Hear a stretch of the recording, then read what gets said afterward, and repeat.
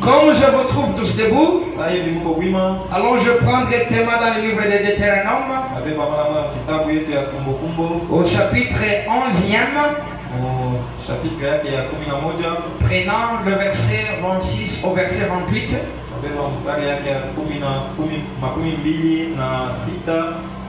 Jusqu'au verset 28. Ok, nous lisons le nom du Seigneur Jésus-Christ. Vois.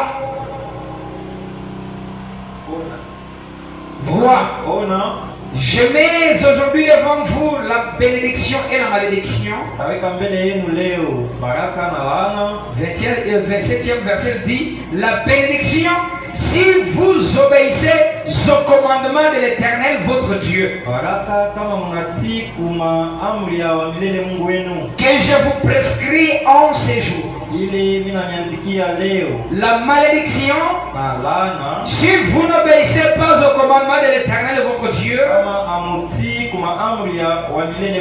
Et si vous vous détournez de la voie que je vous prescris en ces jours, pour aller après d'autres dieux que vous ne connaissez point. Que le Seigneur ajoute les bénédictions à la lecture de sa parole.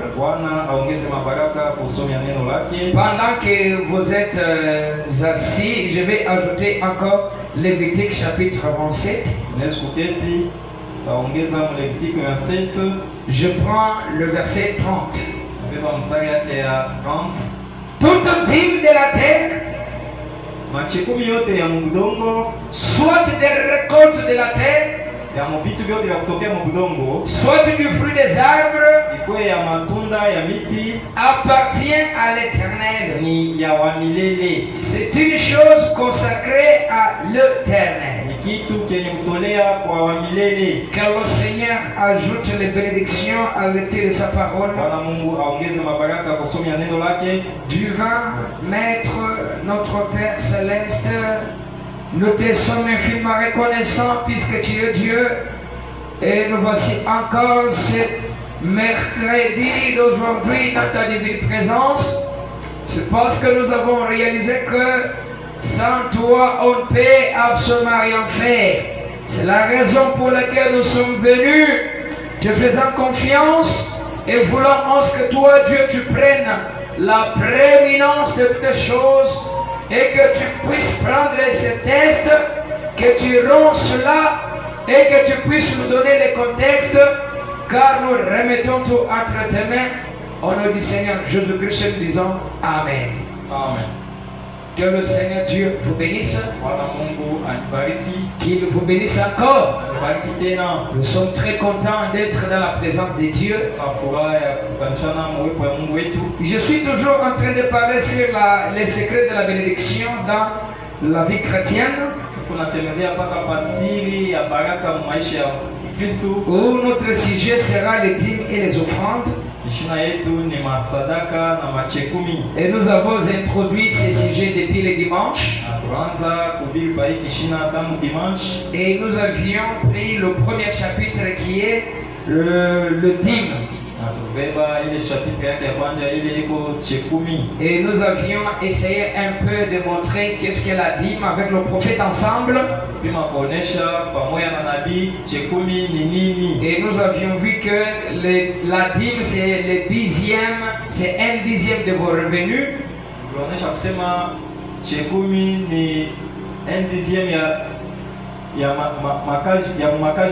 Et nous avons vu que la dîme c'est l'argent de Dieu et non pas l'argent d'un homme.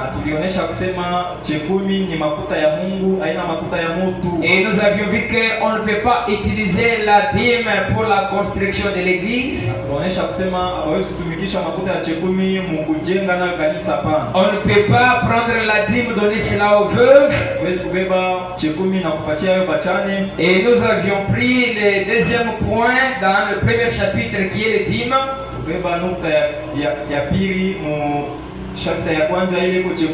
Qui est les conséquences dues au manque de payer la dîme.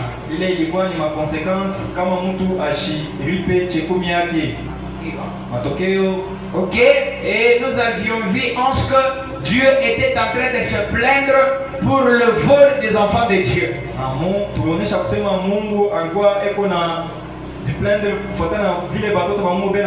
Il a dit depuis le temps de vos pères, vous vous êtes écartés de mes ordonnances. Vous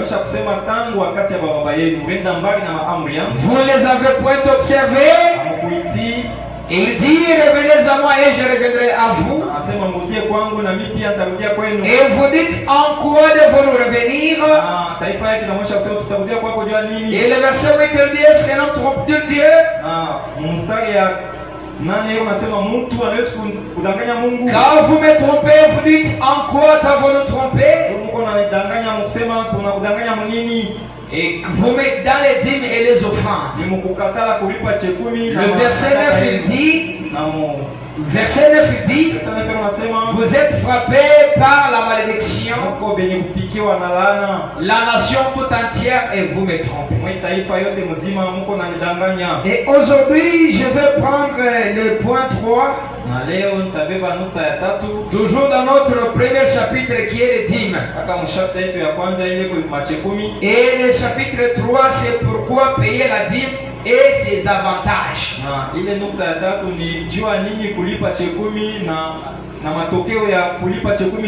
Ok, parce que nous avions vu le dimanche les conséquences, soit les conséquences de ne pas payer la dîme, maintenant c'est les avantages.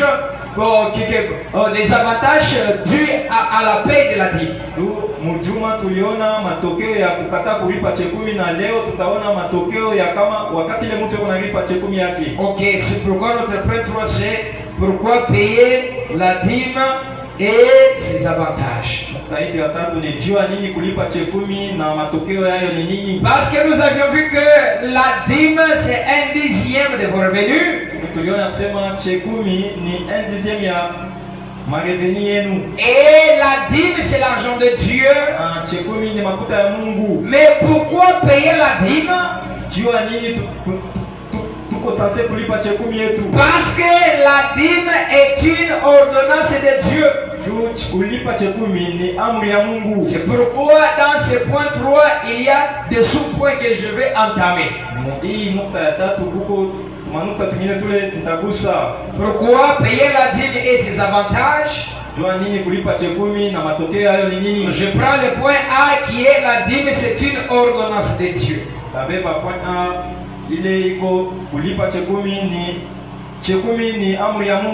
Pourquoi? Parce que les gens organisent des soupers de bienfaisance dans le but de payer le prédicateur.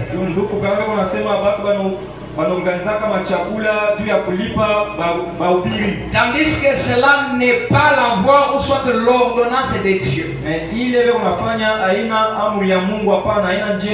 l'ordonnance de Dieu est que les gens donnent leurs dîmes et leurs offrandes à Dieu. Car c'est ça là la voie pour vivre par Dieu, pour soutenir son église. Et je vais lire dans le sermon intitulé l'église choisissant la grâce, la loi au lieu de la grâce.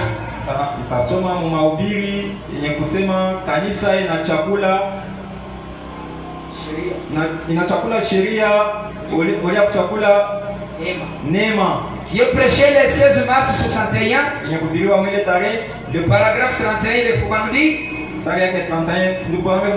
Dieu pourvoira aux œuvres. Si vous marchez simplement dans la grâce, vous serez plus à l'œuvre que vous ne l'êtes maintenant avec l'association d'assistance des dames. Mutakuwa mkazi kushindia hivi Mungu wa sasa ile makunji ya kusaidia bamama. Et toute cette autre absurdité qu'on a ajouté dans l'église. Na vile vitu vingine vya bure vile wanaongeza mkanisa la mchafu. Des dîners de bienfaisance pour payer le prédicateur. Machakula ya magharibi juu ya kulipa bahubiri. Et le prophète pose une question.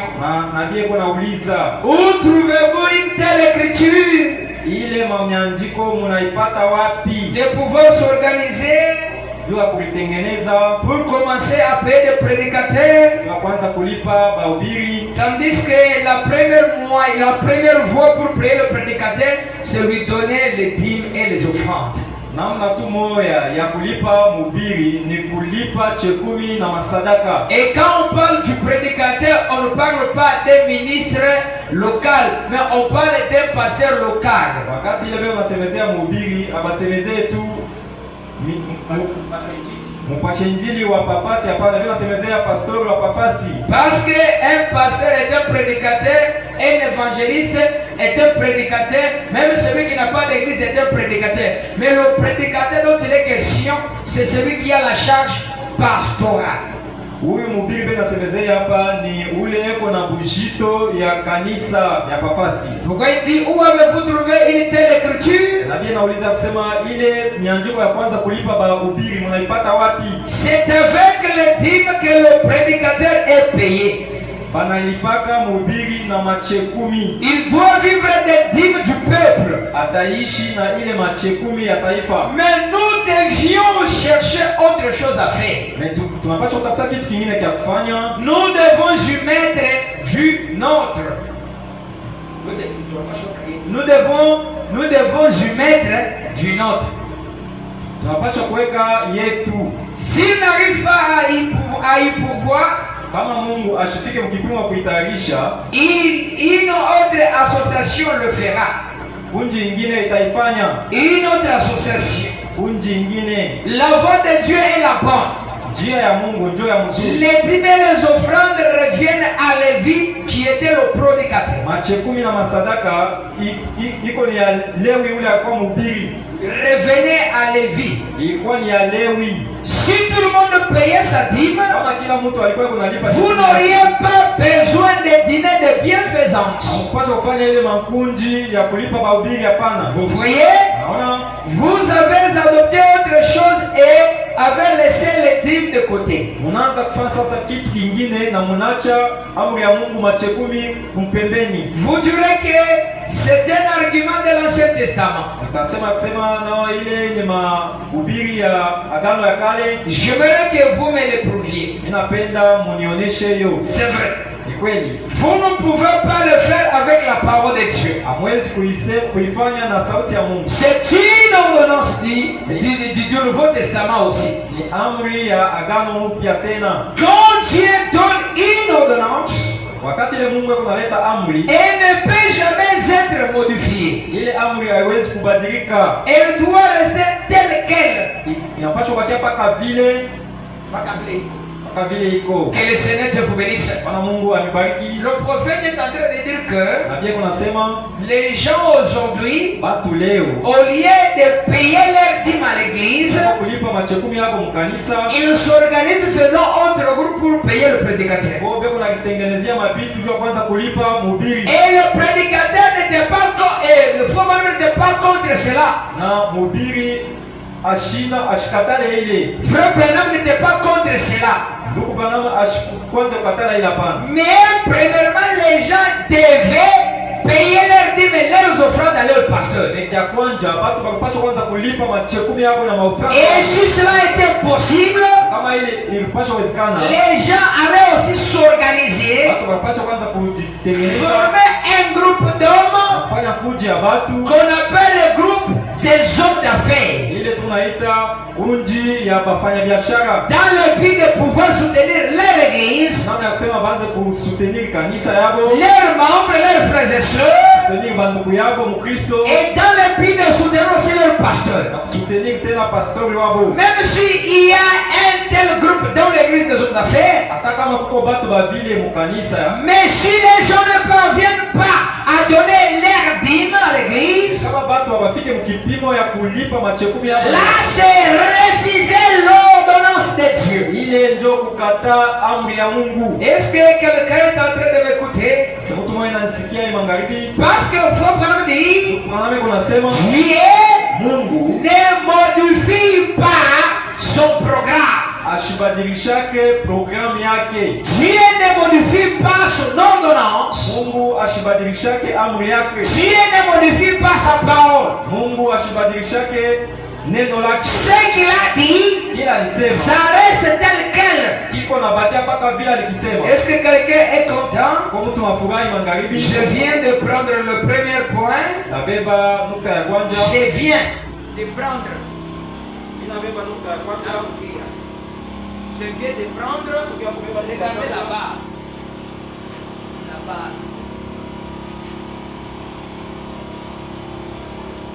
Il faut bouger là-bas. Il faut s'asseoir bien. C'est là-bas là où il y a le problème.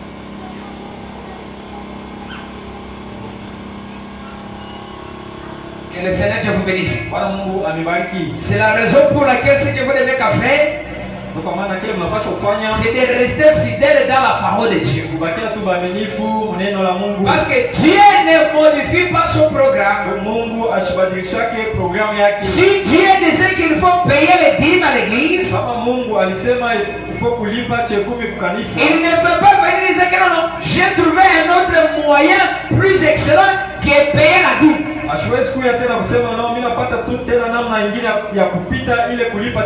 Et je viens de passer au point A dans notre troisième point.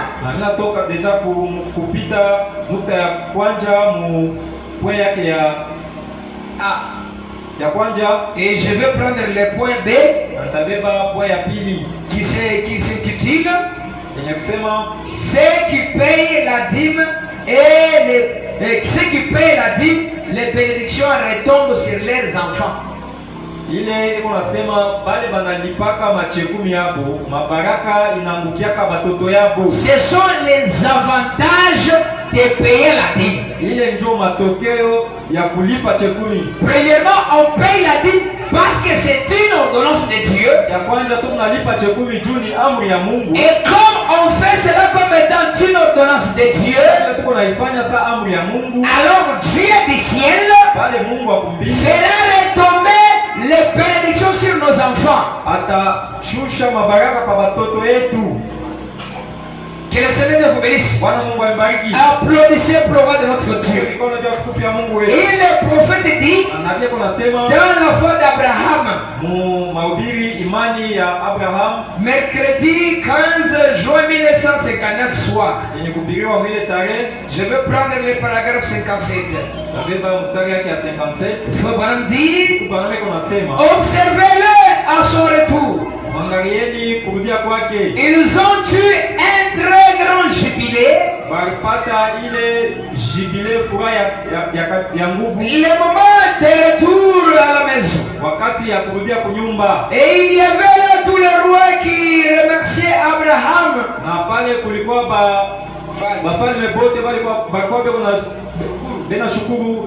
Et après, il a rencontré un autre roi.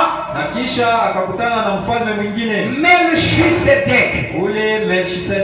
Il était le roi de tous les rois. Il était le roi de Salem. Ce qui était Jérusalem. Le roi de paix. Le roi de justice. Qui était ce grand roi? J'aimerais vous poser une question. Qui était ce grand roi? Il n'avait pas de père. Il n'avait pas de mère. Il n'avait pas de commencement de jour, ni de fin de jour. Qui était ce roi qu'Abraham rencontra sur son chemin de retour à la maison? Après le massacre des rois, que le Seigneur vous bénisse. C'est une question que le prophète est en train de nous poser. Parce que lorsque Abraham avait appris que son neveu Lot a été arrêté par un roi étranger,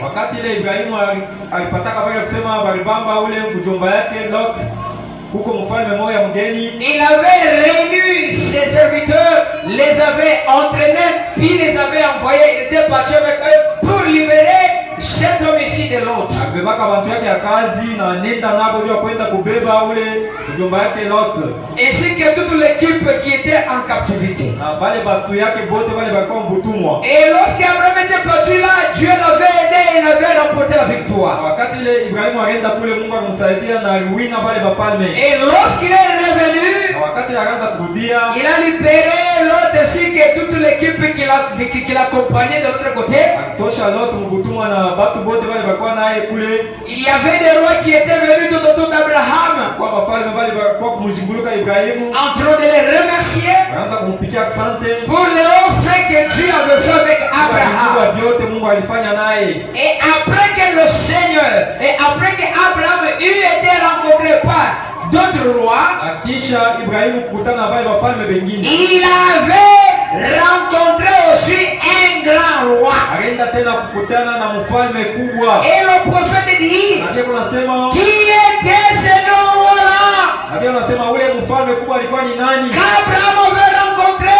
Ule Ibrahimu alikutana naye. Il était Melchisedec. Ule alikuwa ni Melchisedek. Il était le roi de Salem. Alikuwa ni mfalme wa Salama. Il était le prince de paix. Alikuwa ni mfalme wa Salama. Il était celui qui n'avait ni commencement des jours, ni fin de vie. Alikuwa ni ule ashukwe na mwanzo wa mashiku wala mwisho. Il était celui qui était sans généalogie. Alikuwa ni ule ashukwe na kizazi. Que le Seigneur vous bénisse. Mungu ambariki. Et vous comprenez, lorsque Abraham avait rencontré Melchisedec, il avait donné sa dîme à Melchisedec. Et comme il avait donné sa dîme à Melchisedec, Lévi qui était dans le règne d'Abraham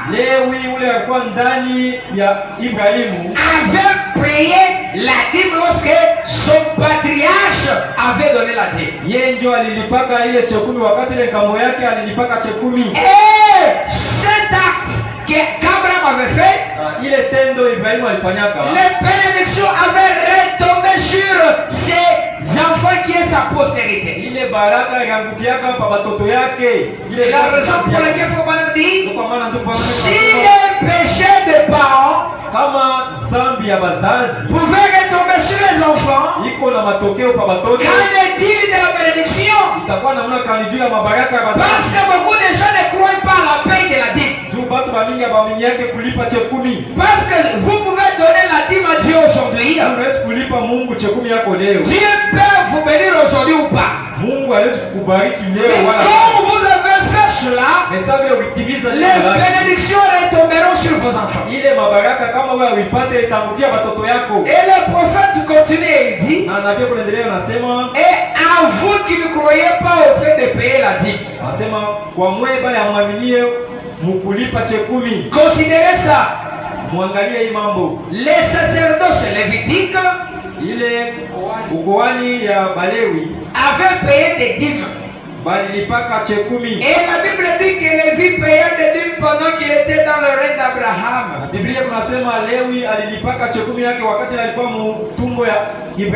Alors que ce dernier était son arrière-grand-père. Et pendant que Lévi était dans le règne d'Abraham,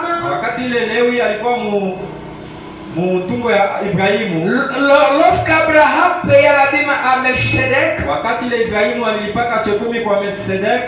Bible impute le paiement de la dîme à Lévi. Et quel genre de vie devrait-on mener?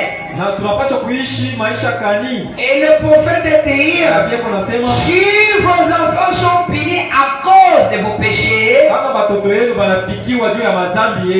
est-il de vos bénédictions? Ce qui veut dire, lorsque vous agissiez merveilleusement, alors les bénédictions ne retomberont pas seulement sur vous, mais ça va retomber aussi sur votre postérité. Est-ce que quelqu'un peut me dire Amen? Amen. Que le Seigneur Dieu vous bénisse. Que Dieu vous bénisse encore. Dieu soit loué. Et je suis en train toujours de continuer. Là, je veux prendre directement le point C. Abeba nukta ya tatu. Là, je suis en train d'enchaîner les choses. Est-ce que vous êtes ensemble avec moi? Kwa pamoja na mie. Le point C, c'est on donne la dîme à Dieu pour avoir la bénédiction. Nukta ya tatu inasema tunalipaka chekumi kwa Mungu jua kupata baraka. Pourquoi on donne la dîme? Jua nini tunalitaka chekumi? C'est pour avoir la bénédiction. Ni jua kupata baraka. Ce qui veut dire, Ile napenda kusema si vous ne payez pas la dîme, kama ulete chekumi yako, vous ne serez pas béni. hautabarikiwa. Amen.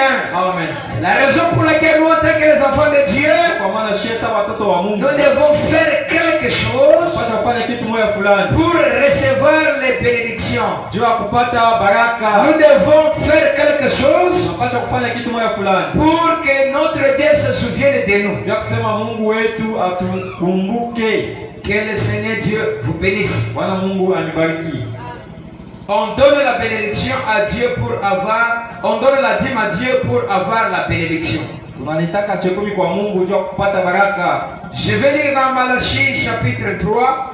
Tasoma Malaki chapter yake ya tatu. Je vais prendre le verset 10 jusqu'au verset 12. Beba mstari yake ya 10 na mstari yake ya 12. Écoutez ce que le prophète dit. Mshikie kile nabii kunasema, Apportez à la maison du trésor toutes les dîmes, mlete munyumba ya kazi ya Mungu machekumi yenu yote, afin qu'il y ait de la nourriture dans ma maison. kwa kusema mkwe chakula munyumba yangu. Mettez-moi de la sorte à l'épreuve, Muniweke mu namna ile mu majaribu.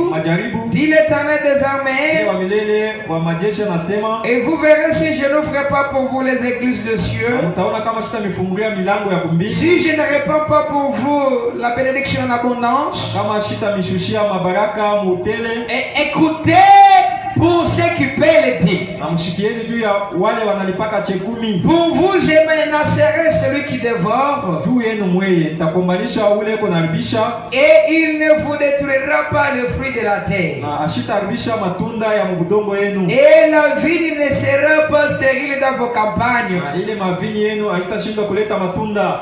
Toutes les nations vous diront heureux, Ile mataifa yote itasema muko benye heri, car vous serez un pays de délices, mtakuwa inchi ya vitu vizuri, dit l'Éternel des armées. ndio vile wa milele wa Ce qui majeshi veut dire, wanasema. celui qui paye ses dîmes et ses offrandes, Sema ule analipaka chekumi yake na masadaka il yake, met son Dieu à l'épreuve. anawekaka Mungu wake majaribu. Et lorsqu'il met son Dieu à l'épreuve, Ile kunaweka Mungu majaribu, Dieu aussi est censé ouvrir les portes du ciel kuna ye atafungula milango ya kumbingu afin de répandre les bénédictions en abondance. juu ya kukushushia mabaraka mutele. Et Dieu combattra pour tout celui qui est en train de payer ses dîmes et ses offrandes. Na pale Mungu atakumbania kila mtu ule yeye kunalipa machekumi yake. Est-ce que tu vas ensemble avec moi? Pamoja na mie, C'est la raison pour laquelle kwa maana notre point c'est ile nukta yetu ya tatu inasema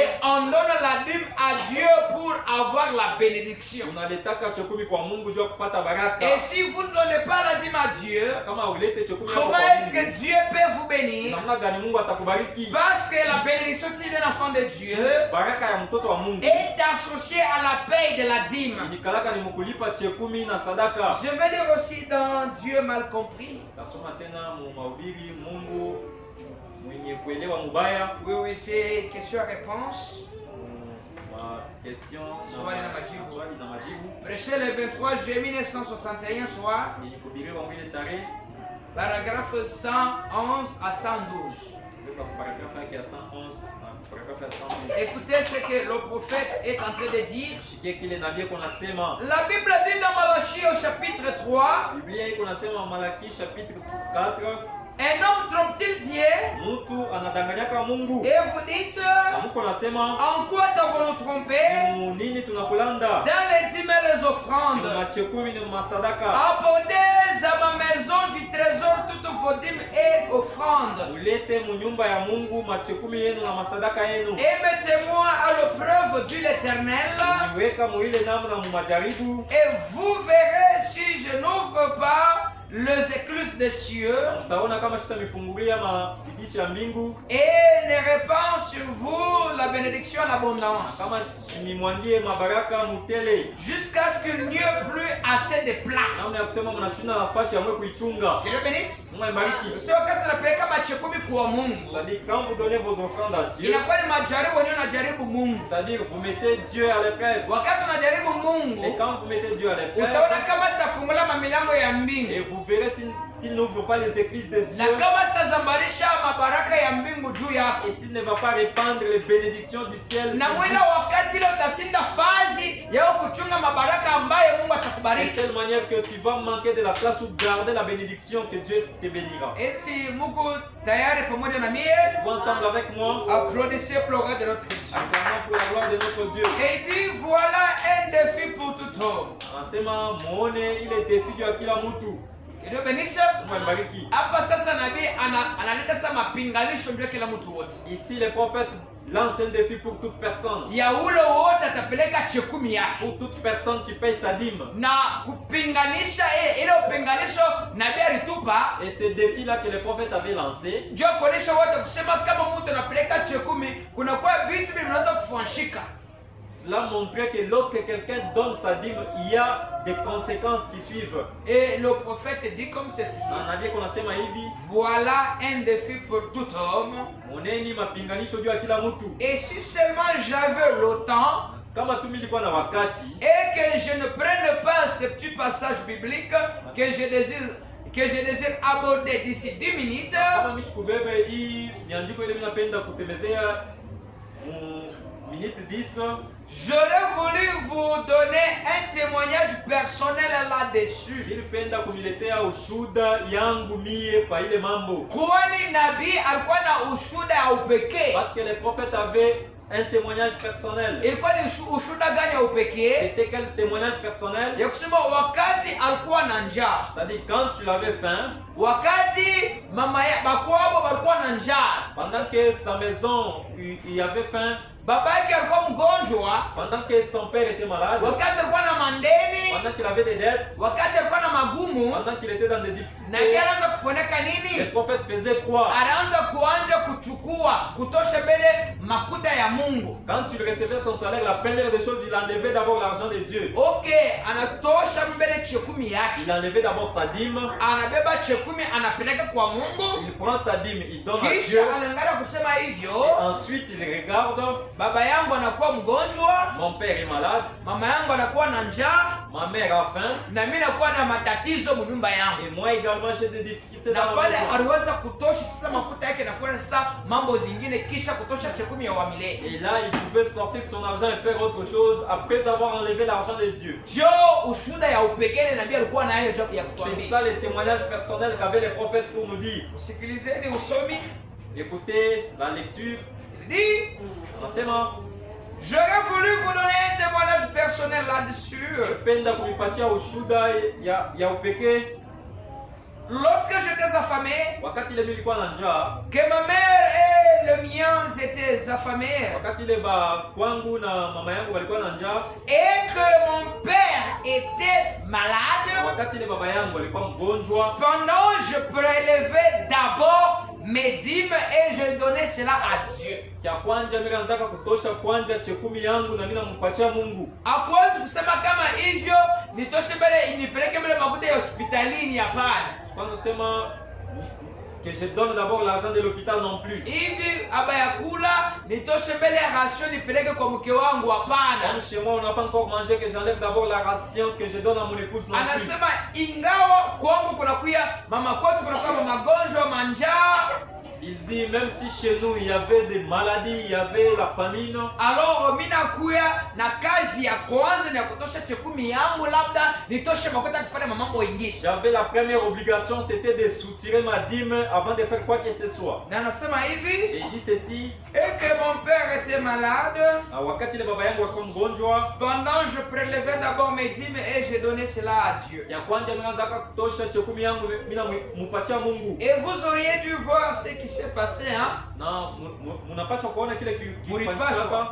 Mulipaswa kuona, et vous auriez dû voir ce qui s'est passé. kilifanyika. J'aurais jamais de ma vie Misha pataka maisha yangu. Je n'ai jamais vu quelqu'un, Misha onaka mutu maisha yangu. homme ou femme, Akwe mwanamke wala mwanaume. même si vous ne gagnez $1 par semaine, Pataka mnapataka paka dola moya wiki. si vous apportez 10 de cet argent, Kama unaleta chekumi yako muile makuta et placez cela dans votre maison du trésor, na unaileta mnyumba ya Mungu, l'église que vous fréquentez, muile kanisa unaendaka kuomba. si Dieu ne bénit pas cela, Kama Mungu ashibariki ile, traitez-moi d'hypocrite.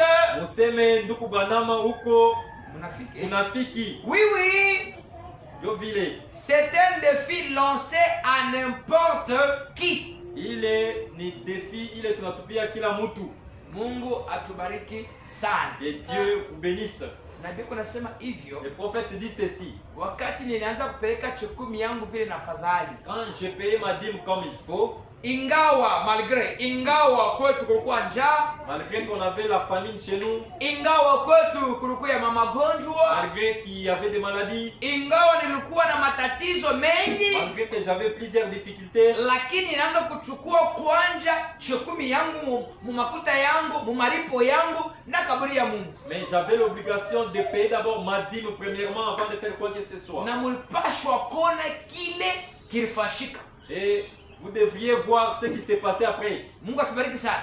Dieu bénisse. Na nabii kunasema hivyo, Et le prophète dit ceci: kama ta mtu même s'il y a quelqu'un, mwanamke ubie mwanaume, s'il y a quelqu'un, un homme ou une femme, atembea dada nakuya pale, même vous la sœur qui êtes kuya là, ndugu vile uko pale, même vous les frères qui êtes là, ya kusema hivyo, Si vous- unatumika njua wiki mzima, si tu travaillais toute la semaine unapata dola moja et que tu gagnais $15, enye nakuya mubei ya 2500 mu hela yetu ya bakongomani, et c'est $1 là pour notre taux de Congolais, c'est 2500 francs. ni kusema nabii anasema unatumika kazi ile unapenda kulipa 2500 ku wiki. Et le prophète dit: vous faites un travail, on vous paye 2500 francs par semaine. Na nabii anasema kama unachukua tu 250 francs yako mwile 2500 ya malipo yako ku wiki, unakaburia Mungu. Et le prophète dit: si vous prenez juste 250 francs dans votre salaire là et vous donnez ça à Dieu, Na kama Mungu ashibariki, et si Dieu ne bénissait pas cela, munitaka kama mnakuwa vile mnafiki, traitez-moi d'un hypocrite. kwani nakuya ni mapinganisho kwa wote. Parce que c'est un défi lancé contre toute Ni personne. kusema muchunge batoto mzuri, Gardez bien les enfants. sipende batoto bauji. Que les enfants ne dérangent pas. Mungu atubariki sana. Que Dieu nous bénisse. Ndugu shabeba jwalelo mweko kungama. Mungu amibariki. Que Dieu bénisse. Na mnajua nini bandugu na dada? Vous savez quoi, mon frère, ma soeur? Batu banasemaka hivyo. Plusieurs personnes ont toujours dit ceci: Na shipeleke chukumi parce que makuta yangu kidogo sana. je ne donne pas ma dîme parce que j'ai eu peu d'argent. Na Mungu ashitaji upate makuta mingi ndio peleke chukumi yako. Dieu n'attend pas que tu puisses avoir beaucoup d'argent pour payer ta dîme. Kwani ile malipo unapata Les salaires que tu reçois là, ni Mungu anakupa nayo. c'est bien Dieu qui te les donne. Yeye unakupa 5000 francs. Lui qui y a pourvu 5000 francs pour toi, Joni unashinda mrudishe 500 pourquoi tu ne peux pas lui donner 500 parce francs? que yeye ndio anakupa 5000 francs. Parce que c'est lui qui a voulu que tu puisses avoir 5000 francs. Na usikuwa naye kutosha 500 francs Il kumrudishia. ne faut pas avoir honte de donner 500 Kwani francs. nabii anapinganisha Mkristo wote. Parce que le prophète a lancé un défi pour tout chrétien. Yase kama kuna kwa mtu tu anapokeaka malipo ya dola moja ku wiki, En disant s'il y a même une personne qui reçoit que $1 comme salaire à la fin de la semaine, na kama anachukua shekumi mwile dola moja ku et wiki, s'il a enlevé sa dîme dans ces $1 là par semaine, hein, kama Mungu abariki kile kitu, si Dieu ne bénit pas son travail, niko nabii wa bongo. traitez-moi d'un faux prophète. Mungu atubariki sana. Que Dieu bénisse. Unatumika unapata nani 10,000 sa malipo yako Tu travailles, tu gagnes 10 000 francs comme ton salaire muwiki mzima. pour toute la semaine. Saa zingine mvuli unatumika unaangalia sino no, ila unaingisha mapato yako inakuwa ni 20,000 ou bien 30,000. Parfois, tu regardes dans tous les travaux que tu as fait, tu as gagné 30 000 francs. Lakini chekumi yako ni 3,000. Et ta dîme, c'est 3 000. Usiseme nichukue tu 3,000 nitie mu envelope nikakaburie mtumishi wa Mungu nikamkaburie Mungu. Ne dites pas seulement non que l'on me voit seulement je prends 3 000 pour aller donner à un serviteur de Dieu. Ça c'est pas votre problème. Mungu yeye anakupa ngapi? Dieu a donné combien? Nikusema Mungu anapimaka batu na tubitu tuloko. C'est-à-dire Dieu a toujours testé les gens avec des petites choses. Ya kusema kama unakuwa mwaminifu mbitu kidogo, c'est-à-dire si tu es fidèle dans des petites choses, na yeye pia atakuwa anakuongezea pa kidogo unakuwa à nazo. ce moment-là Dieu va ajouter ce que tu as. Na batu mimi mkeba tubitu tuloko kwani aba mukabaranga to Mungu. Pourquoi plusieurs personnes restent toujours dans des petites choses? C'est parce qu'ils ne veulent pas donner à Dieu les paix qu'il leur donne. Chekumi inachungaka kazi ya mtu. La dîme protège le travail de quelqu'un. Matoleo masadaka ikuna inua mtu. Et les offrandes, c'est ça ce qui élève l'homme. Mungu atubariki sana. Que Dieu bénisse. Kwani chekumi inakalaka kidogo kuliko nani matoleo. Parce que la dîme, elle est moindre par rapport aux offrandes. Mungu atubariki sana. Que Dieu bénisse. Kuna kwa kanuni ile naangalia machekumi. Il y a une condition ou une exigence concernant la dîme. Mungu atubariki sana. Que Dieu bénisse. Ni kanuni gani? Et c'est quelle condition, quelle exigence? Inakuwa hivyo. C'est ukipate 1,000. Si tu as 100 000 francs, Mungu atubariki sana. Que Dieu bénisse. Ile 1,000 unakuwa nayo. Et dans ces 100 000 francs que tu as, Shekumi inakuwa ni 10,000. et la dîme c'est 10 000 francs. Lakini sadaka inaweza kupeleka 50, 50. Et l'offrande, tu peux donner même 50 000 francs. Inakuangalia wewe. Là, ça dépend de toi. Na inaangalia sadaka aina na wingi fulani, basi kusema sadaka inabidi kuwa wingi fulani, hapana. Et quant à l'offrande, on n'a pas dit qu'il faut donner seulement autant. C'est à toi-même de juger. Okay, lakini kwa chekumi kuna kwa kanuni ambaye inawekewa. Mais quant à la dîme, il y a une exigence qui est déjà mise. Mushikete na kadoko pale na bia kuna sana paka pale andiko mamoja. Écoutez ce que le prophète dit. Jamais de ma vie je n'ai vu quelqu'un, Misha onaka mu maisha yangu mutu, homme ou femme, kwa mwanamke wala mwanaume, même si vous ne gagnez qu'1 $ par semaine, hata kama unapataka dola moja wiki, si vous apportez 10 cents de cet argent kama unaleta ile 10 centimes mu ile makuta mu nyumba ya Mungu, et placez cela dans votre maison de trésor, unaiweka mu nyumba yako ya kuomba, l'église que vous fréquentez, nyumba ya Mungu ile kule unataka kuomba, si Dieu ne bénit pas cela, kama Mungu ashibariki kile kitu, traitez-moi d'hypocrite. sema niko mnafiki. Oui, oui, c'est un défi lancé à n'importe qui. Kweli ni defi ile banatupia kila mtu. Est-ce que êtes-vous ensemble avec Uko moi? pamoja na mie, C'est pourquoi ne négligeons pas ce que Dieu nous donne. usineglige vile Mungu eko natuletea Parce inapatia. que dans ce que Dieu nous donne, Dieu aussi attend voir son intérêt. Vile vyote Mungu anatupatia, anapenda kuona mna yeye intérêt yake. Mungu atubariki Que sana. Dieu bénisse. Applaudissez d'abord pour la gloire de notre Dieu, Mikono juu tukufu ya Mungu wetu. car nous sommes en train déjà de chuter. Naanza kwenda kumwisho. Là, je viens de prendre le point C. Abeba nukta. Je viens de prendre. Ninatokea kubeba nukta ya tatu. Et je veux maintenant prendre le point D, Sasa hapa nitabeba nukta ya ine. pour que nous puissions chuter avec le point E. Takusema tufike ku nukta ya tano. Je vais prendre le point 2. Tabeba nukta ya. Celui qui paye ses dîmes a la confiance à son pasteur. Ule analipaka chekumi yake, eko na confiance, Tumaini. eko na tumaini mwa pastori wake. Mungu atubariki sana. Que Dieu bénisse. Ni kusema ule mtu la shipeleke chekumi C'est-à-dire toute personne qui ne paye pas sa dîme, ashitumaini yake ashata na tumaini ndani ya mchungaji wake. il n'a même pas confiance dans son berger. Mungu atubariki sana. Que Dieu bénisse. Mimi nitasoma ile mo le compte à rebours. Je vais lire cela dans les comptes à rebours. Wala mkurudia nyuma. Okay. Inahubiriwa prêché le 9 septembre 1962 matin. Kuhubiriwa mwili tarehe Paragraphe 6. tarehe yake ya Ça sita. va me dire comme ceci. Tupaname kwa nasema hivi. Merci à vous tous. Asante kwa wewe bote. Quand vous êtes ici, Wakati ile mko hapa, je vois par les dîmes et par ce que vous payez la confiance que vous nous témoignez. ninaonaka kupitia ile machekumi na vile mko naleta ile tumaini mko naonesha kwetu. Et personne ne peut dire qu'il fait confiance à son pasteur si il ne lui donne pas ses dîmes. Na mtu asiwezi kusema niko natumainia pastori wangu kama ashiletake chekumi Et yake. si personne n'a confiance à son pasteur, Kama mtu ashina na tumaini mwa pastori wake, qu'il n'espère pas recevoir quelque chose de grandiose de la part de son Dieu. Ashchunga kusema apate kitu moja kia kinene kutokea kwa Mungu wake. Parce que c'est la confiance que vous donnez à l'homme de Dieu qui produit quelque chose. Ni ile tumaini huko unaleta kwa mtumishi wa Mungu, ndio ile kunaleta kitu moja fulani. Et la confiance sans payer la dîme, ce n'est rien. Na ile tumaini bila kulipa chekumi haiwezi kuleta Parce que kitu. si quelqu'un a la confiance envers son Kama pasteur, mtu yuko na tumaini mwa pastori wake, il doit quand même relever les dîmes. anapaswa kwanza kuleta machekumi yake. Est-ce que vous êtes ensemble avec moi? Kwa pamoja na mie, Et le prophète continue, il le dit comme ceci. nabii kunaendelea yeye anasema hivi.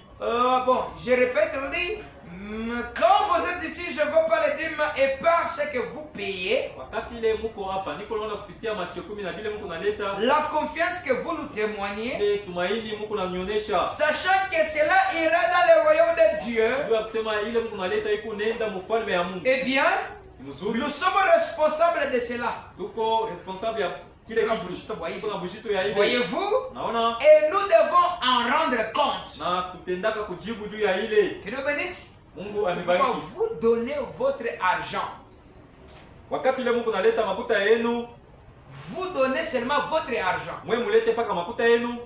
Et comment, ça ne vous regarde pas. Munamna ile bataikuria ile mambo haimiangalie. Mais celui qui mange les dîmes des enfants de Dieu à mal ira répondre pour ces dîmes. Ule eko na kuria makuta ya watoto ba Mungu mubaya atendaka kujibu juu ya ile. Que la Seigneur vous bénisse. Bwana Mungu amebariki. Mais ceux qui payent, ils témoignent leur confiance en leur pasteur. Bale beko nalipa chekumi yabo, ni kusema beko natumaini mwa pastori wabo. Est-ce que vous êtes ensemble avec moi? Kwa pamoja na mie, Et je vais prendre le point E. nabeba nukta ya tano. Celui qui paye ses dîmes a la considération et l'amour envers son pasteur. Ule analitaka machekumi yake eko na consideration na mapendo kwa pastori Ce qui wake. veut dire celui qui ne paye pas ses dîmes ne considère pas son pasteur. Kusema ule ashiletake machekumi yake ashikalake ena mubeba pastori wake na bushito. Là, c'est dur. Ile ni ya bushito. Amen. Et il dit celui qui ne paye pas la dîme, il n'aime même pas son pasteur. Ule ashiletake machekumi yake hata pastori wake Il ashimupendake. n'aime pas confiance à son pasteur. Ashimutumaini. Quand il peut dire c'est mon pasteur, je l'aime. Hata kama anasema ni pastori wangu mimi Mais nampendaka. tant qu'il travaille, il ne donne pas ses dîmes. Il n'a jamais aimé ce pasteur-là. Wakati ile kona tumika na ashiletake machekumi yake kusema ashimupendake ule Et il n'a pastori. pas confiance en ce pasteur-là. Ashina na tumaini mwa ule pastori. Je vais dire donc, qu'est-ce qu'une vision? Tasoma mwile mahubiri. Prêché le 4 avril 1956. Yenye kuhubiriwa mwile tarehe Paragraphe 4, écoutez.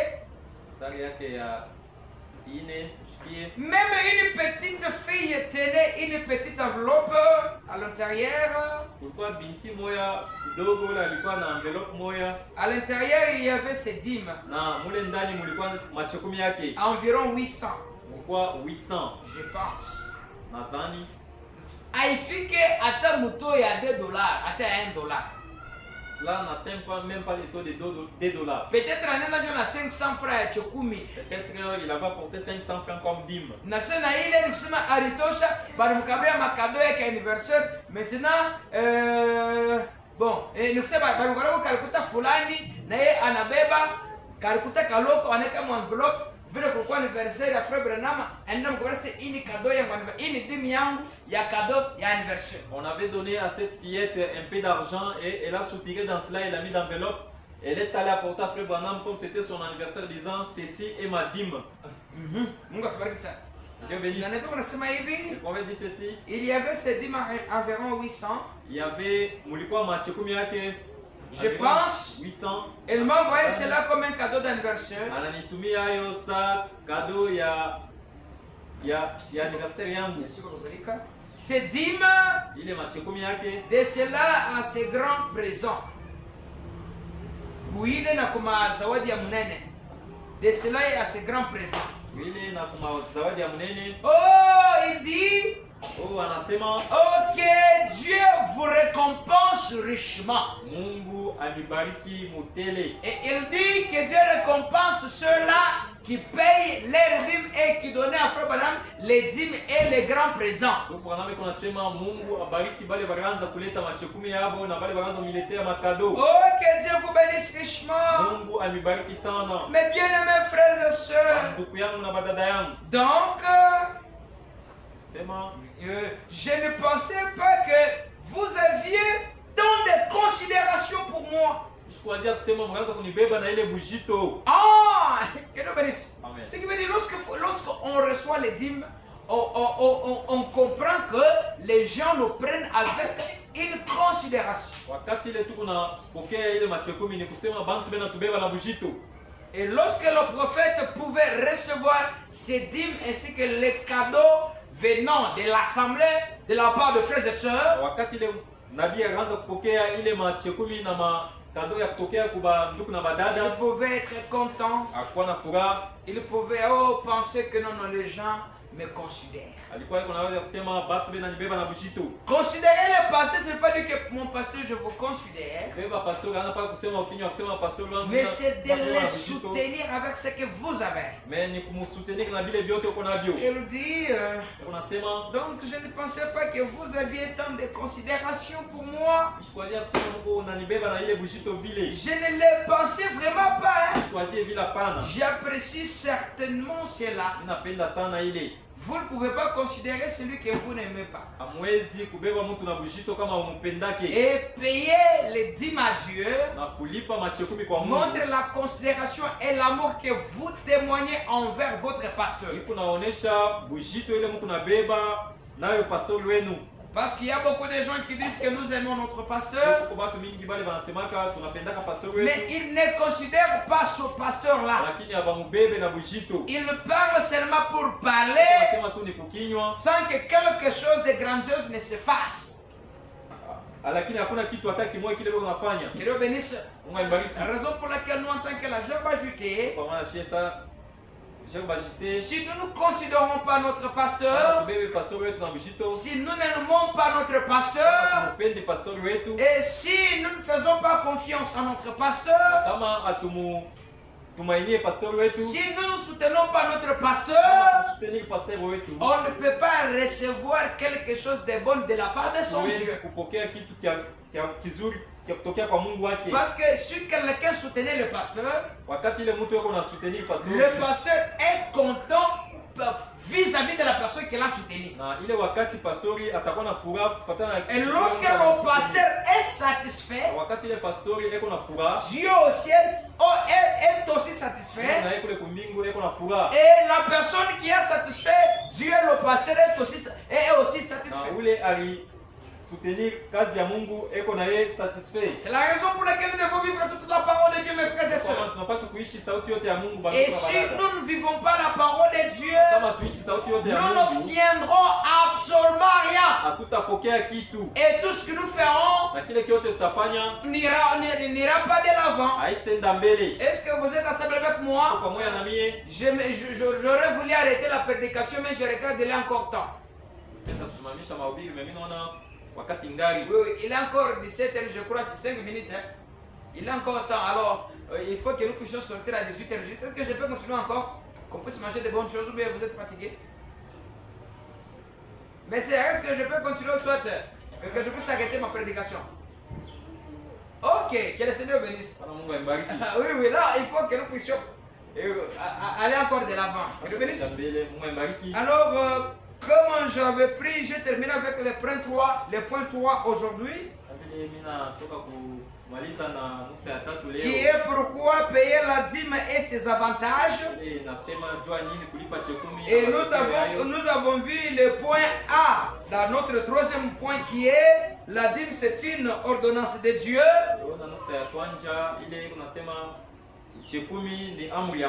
Et le deuxième point qui est ceux qui payent la dîme, les bénédictions retombent sur leurs enfants. Et le point C, on donne la dîme à Dieu pour avoir la bénédiction. Le point D, celui qui paye ses dîmes a la considération à son pasteur et a la confiance en son pasteur.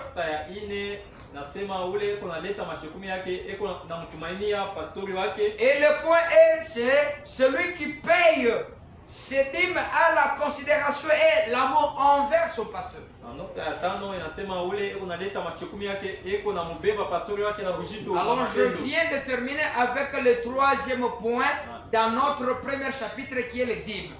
Tokea kuisha na ile troisième point ile inasemezea machekumi.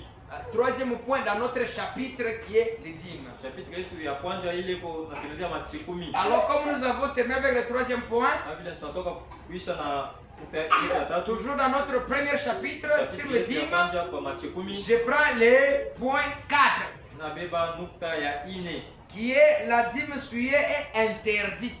Ile kunasemezea pa chekumi ya buchafu na yenye kukatazwa. Mungu atubariki sana. Dieu vous bénisse. Là ou bien l'argent corrompu. Wala makuta ya kutokea kuchafu. Que Dieu bénisse. Mungu abariki. Parce que ce n'est pas tout argent qu'on peut donner à Dieu. Aina makuta yote ndio ile tunaweza kumtolea Mungu. Oui, oui, ce n'est pas n'importe quel travail que vous pouvez, ce n'est pas dans n'importe quel travail que vous pouvez soulever votre argent pour donner à Dieu. Aina makuta ya kutokea kukazi yoyote ile unaweza kuletea Mungu hapana. Que le Seigneur vous bénisse. Bwana Mungu abariki. Parce que dans la Bible, dans le livre de Deutéronome, on interdit premièrement de prélever la dîme pour un chien. Beko nakataza kulipa chekumi ya kutokea kuimbwa. Ni même la dîme d'une prostituée. Wala chekumi ya kutokea kukaja bundumba. Quelqu'un qui s'est prostitué mtu eko nafa bundumba et qui a été rémunéré na anapata makuta yake ya et ensuite il prend cet argent souillé provenant de la prostitution donné ça à Dieu. C'est une dîme et un argent corrompu et souillé interdit. Na kisha anabeba ile makuta ya kuchafuka ya kutokea kubusharati na kazi yake ya uchafu analetea Mungu, ile inakatazwa. Je vais lire dans Deutéronome chapitre 23. Nasoma Mkumbukumbu chapitre yake ya 23. Je vais lire le paragraphe 17 jusqu'au paragraphe 18. Nasoma mstari yake ya 17 na 18. Écoutez ce que le prophète de Dieu dit. Usikie kile nabii wa Mungu kuna Il n'y aura aucune prostituée parmi les filles d'Israël. Hakuta kuyaka kahaba hata moya katikati ya watoto wa Israeli. Et il n'y aura aucun prostitué parmi les filles d'Israël. Hakuta kuyaka kahaba mwanaume hata moya katikati ya watoto ba Israeli. Tu n'apporteras point dans la maison de Dieu, de l'Éternel ton Dieu, les salaires d'une prostituée, ni le prix d'un chien, pour l'accomplissement d'un vœu quelconque, car l'un et l'autre sont en abomination à l'Éternel ton Dieu. Ni machukizo mbele ya Mungu. Que Dieu vous bénisse. Mungu abariki.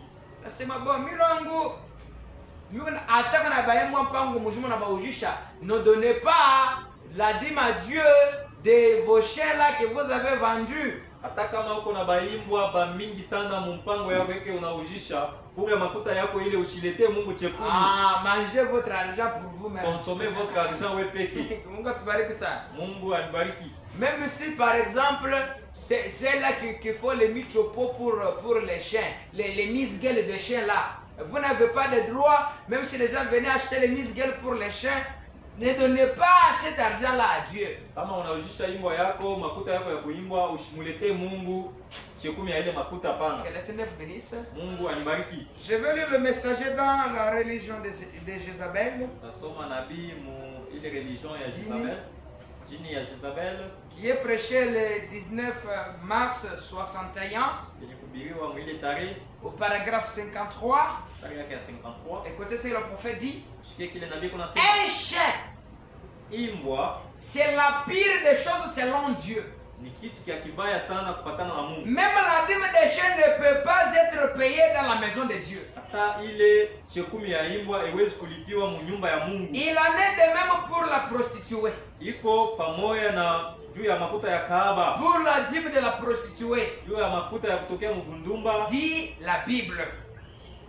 Et pourtant, c'est bien cela. Là, il commence maintenant à parler sur le quoi? Les femmes là-bas en Amérique qui pratiquent les naissances et qui pratiquent les contrôles des naissances, qui ne veulent pas mettre au monde. Allez, qu'on a semezea banamuke bakule ku Amérique bale abapendi kuzala. Et ils sont comparables aux prostituées. Bale banamuke eko na ba comparé na bandumba. Parce que les femmes qui contrôlent qui pratiquent les contrôles des naissances, Bale banamuke bale on a fait contrôle de naissance. et ils font la même chose que les prostituées font. Et je vais entrer en détail dimanche pour vous dire quelle est la même chose que les femmes qui pratiquent les contrôles de naissance et les prostituées. Est-ce que vous êtes ensemble avec moi? Si quelqu'un est ensemble avec moi, qu'il puisse applaudir le Seigneur Jésus. Alors je vais m'arrêter sur le point A dans notre 4e point. Ok, je vais prendre le point A. Celui qui a pris l'argent ou l'héritage d'autrui en mal, c'est l'argent ou l'héritage corrompu et souillé.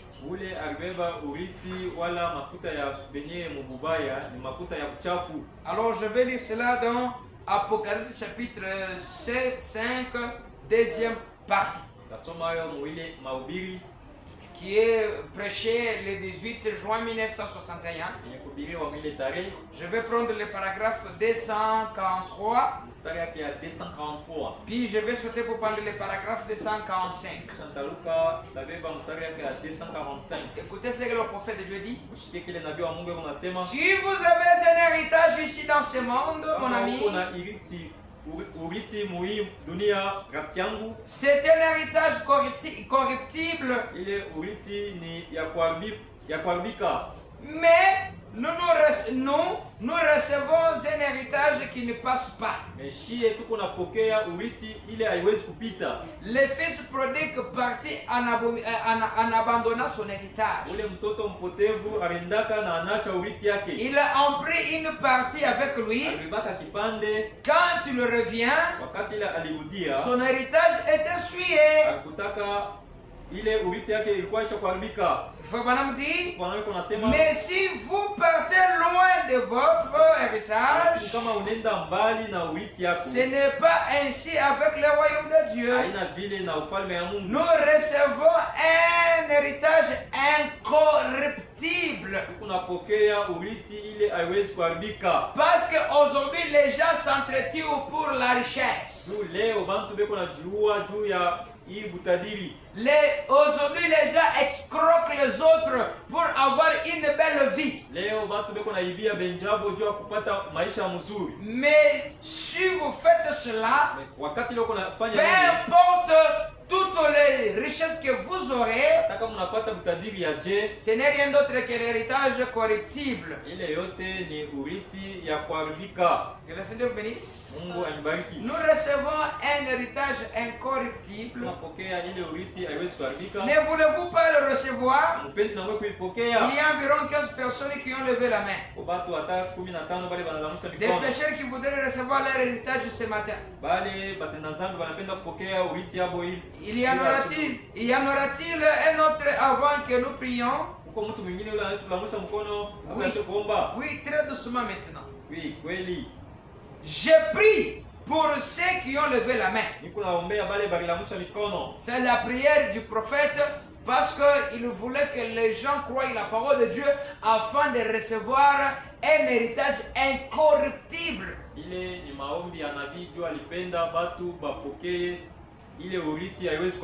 C'est comme quelqu'un qui a l'argent, mais cet homme-là ne paye pas ses dîmes et ses offrandes. C'est un argent souillé, dit le prophète.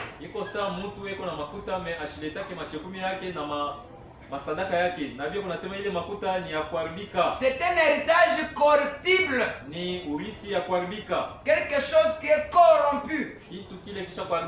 Est-ce que vous êtes ensemble avec moi? Et il dit, je prie pour ceux qui ont levé la main. Ils reconnaissent qu'ils ont eu tort, Seigneur. Peut-être ont-ils par moment hérité de l'argent de quelqu'un.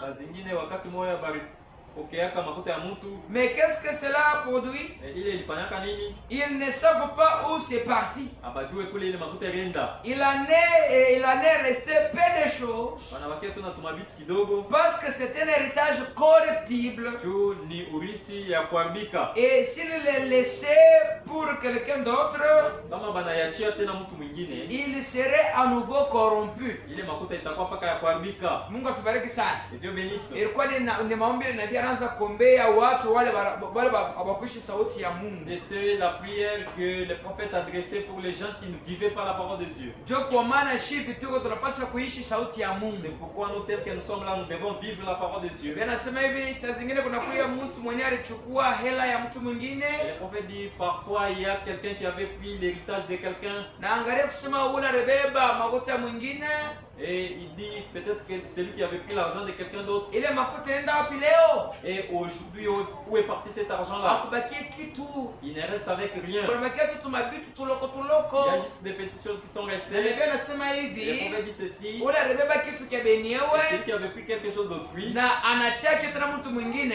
qu'il laissait ça à quelqu'un d'autre. Akitenda mbele Cette histoire-là, il va parce pas que de inakuwa ni l'avant. kitu kinakuchafuka. Parce que c'est quelque chose d'essuyé. Mungu atubariki sana. Et Dieu vous bénisse. Ndio kwa maana ndugu yangu, dada Mon yangu, frère, ma soeur, ce que nous devons faire, tu n'as pas chofanya. c'est de pouvoir chercher la gloire de Dieu. Kutafuta ile utukufu ya Mungu. Chercher en ce que nous puissions vivre toute la parole du Seigneur. Kila kusema tuishi sauti yote ya Mungu. Payant les dîmes et les offrandes, Lipa machekumi yetu na masadaka. aimant le Seigneur Jésus, Kupenda Bwana Yesu. faisant confiance à notre pasteur, Mutumainia pastori wetu. les considérant, Kumubeba na mshito. l'aimant, Kumupenda. les soutenant Kumusaidia. et respecter les choses d'autrui. Na kuheshimia vitu vya benyewe. Ne pas être envieux.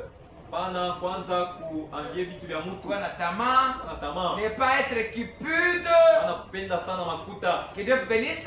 Na Mungu ambariki. Si quelqu'un est cupide, Kama mtu ni wa tamaa, il va finir par faire des gaffes. atafika mkipimo ya kufanya bila Raison pour laquelle kufanya. mon frère et ma soeur, posez-vous Kama la ndugu na question. dada, mjiswali. Est-ce que réellement la parole de Dieu est en vous? Kweli neno la Mungu iko ndani mwenu. Est-ce que respectez-vous le Seigneur? Naheshimiaka Bwana Yesu. Est-ce que vivez-vous toute la parole de Dieu à la Hata lettre? kama unaishi sauti yake yote. Et si tel n'est pas le cas, Kama haina vile, vous devez chercher le Seigneur basi utafuta Bwana. et chercher le Seigneur pendant qu'il se trouve Na tafuteni Bwana wakati ile et iko hapo. invoquez-le tandis qu'il est prêt. Na mumwiteni wakati ile iko tayari. Et je vais terminer avec Ésaïe chapitre 55.